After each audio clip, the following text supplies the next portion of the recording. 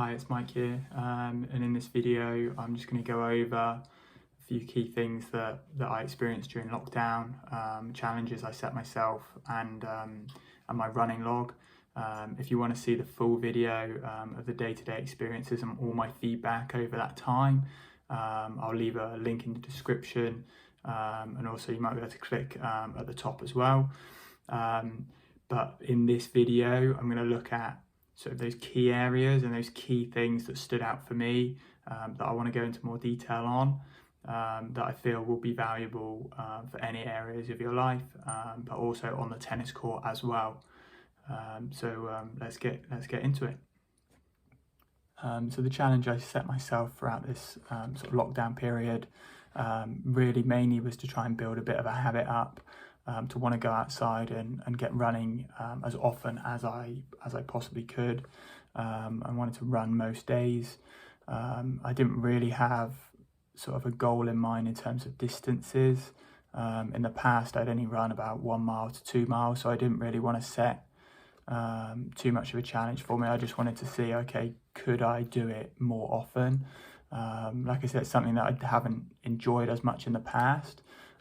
So I thought I'd give it a go in terms of trying to do it as often as possible, and then go from there. If I start enjoying it, then I can set myself a few more goals and push on a little bit further from there.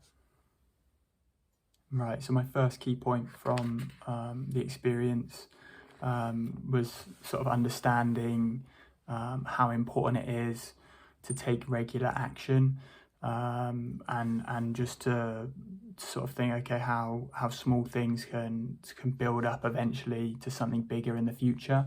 But if you don't have that sort of get and go, that initial sort of drive to go and do it and take action initially, you're never going to get to that point you want to get to further down the line. So take action regularly, and how it can build up to something way bigger than you thought you'd be able to achieve. Point number 2, embrace and enjoy what you're doing, and really get involved in that sort of process side of it, and to try and love every minute possible, and get yourself into that zone. For me, this was very, very difficult.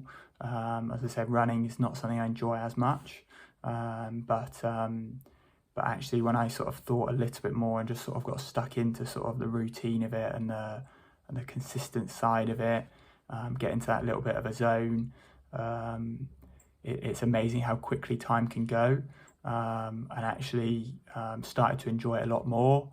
When my body's a little bit more fatigued, then that's when it's a little bit more difficult. Sort of link into the first thing, really, just to get going and take action and do it. And then if I didn't feel as well, I just didn't run as far. If I did feel all right and the body gets moving a bit more, then I could do a lot more. Embrace and try and love what you're doing. Point number 3, focus on your journey, and don't compare yourself to others. This is something that especially I would say a lot, but actually it's amazing how quickly you shift to comparisons.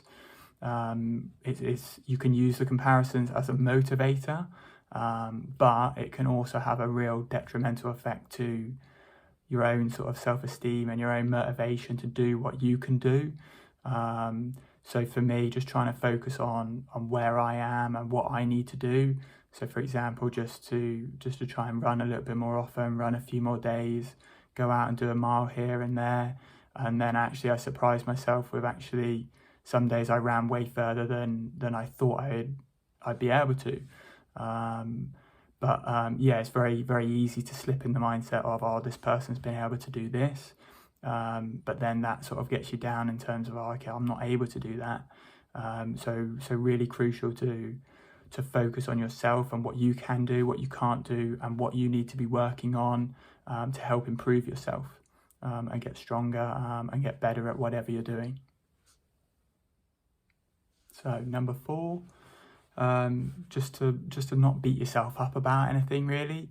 Like if you haven't done what you wanted to do, so if you partway through I was setting myself a little bit more of a challenge each time, and distances, and trying to go a little bit further, and pushing that sort of outcome a little bit further up for me, a little bit more difficult for me to get to. A few times I didn't reach that target, and it was very difficult for me to not beat myself up about it. But I think once I realised that actually beating myself up about it was actually having a detrimental effect to what I was actually able to do the next day, and actually it was preventing me from taking more action. So really sort of understanding, okay, if you're going to beat yourself up, it's not really helping you, because you're not able to then take any action the next day or the day after. You end up just sort of coming into your shell a little bit more and not wanting to do as much.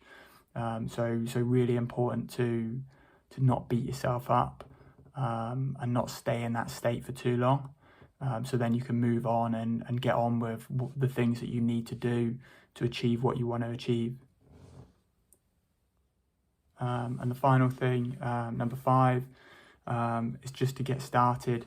No excuses, and just to get it done. If it's in your head and you want to do it, just get on, find out what you need to do. If you know what you need to do, then you just got to get on and do it.